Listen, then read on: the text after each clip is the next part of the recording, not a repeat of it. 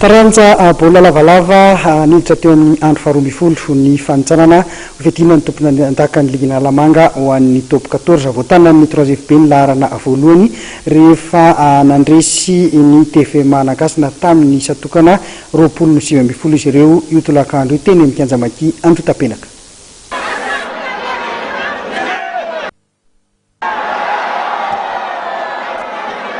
Voatanan'ny 3FB hatramin'ny farany laharana voalohany nandritra ny andro faharoa ambin'ny folo amin'ny fanintsanana fiadiana ny tompon-dakany ligina Lamanga eo amin'ny taranja baolina lavalava.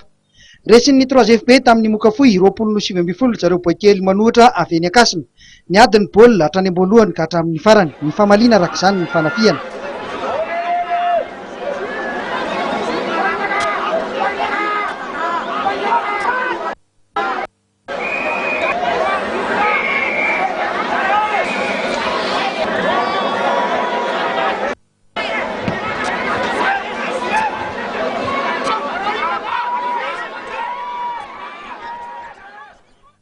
Teo amin'ny fizaram-potoana voalohany dia efa nitarika tamin'ny elanelan'isa tery ny 3FB. Vao niditra teo amin'ny fidirana faharoa dia niana hery vaika ny fanafiana ho an'ny rotota, ny fandomiasana araka izany ny nanatitra ese.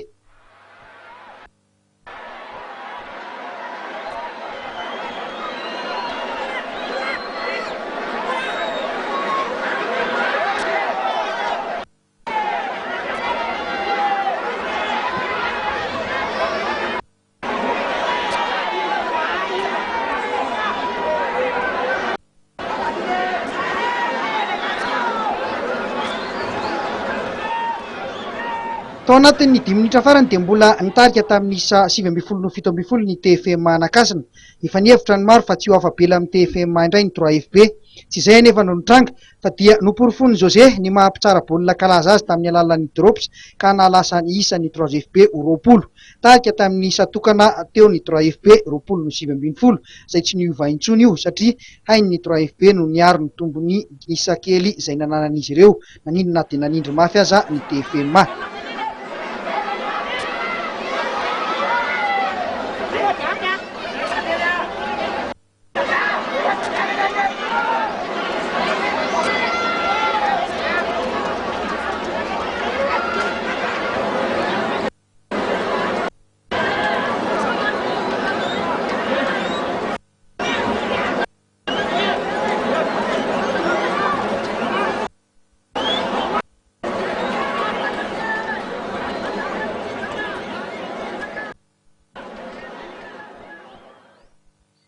Ataraboky ny TFA anaty azy ihany koa zareo be setroka androany teny Antotapenaka. Resin'ny TFA tamin'ny Mokafoy 27 ny cheminot. Raha ny endry taloha tamin'ny ankapobeny dia nizara roa ny avaka tsara ny 20 minitra ny lalaovana. Teo amin'ny 70 minitra ny fidirana voalohany dia ny cheminot ny tompon'ny lalao izay nahafaty baolina 4-20 raha enina monja ny matin'ny TFA. Teo amin'ny fidirana faharoa dia ny TFA indray ny tompon'ny lalao izay nisesisesy ny baolina matin'izy ireo rehefa niary tena fotsiny sisa ny be setroka.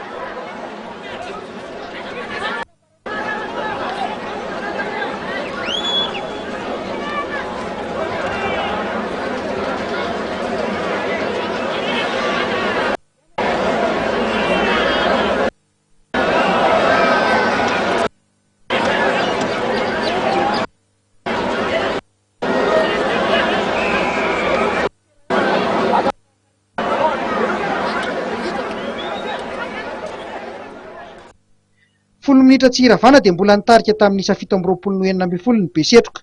Tao anatin'izay 10 minitra faran'izay no nampisehon'ny TFA ny tanjany tamin'ny alalan'ny fanafiana tao anaty hazakazaka hatramin'ny farany. Tsy araky ny cheminot intsony ny hazakazaka dia mora foana ho an'ny TFA no namono baolina ka nibatahan'ny fandresena. Toy izao ireo vokatra hafa nandritra ity andro faharoa ambin'ny folo mialohan'ny farany ity. Ny Kiopa sy ny USA nakady fotsiny saraka 24 ny Kiopa no nitarika nirava tsy lera nefa ity lalao ity satria voankazy tanana ny mpitsara. Teo amin'ny FTM sy ny TAM kosa dia nandresy ny FTM 13 Kosfa nandresy ny Stade Olympique de Lemirna 29 ny ZAD17 nandresy ny 3FI 13 tsy vita hatramin'ny farany ihany koa ny lalao satria dia voankazy tanana ihany indray koa teto ny mpitsara. Ny RC nandresy ny STM tamin'ny isa 17 ny 3FB nandresy ny TFM tamin'ny isa 20 no 17.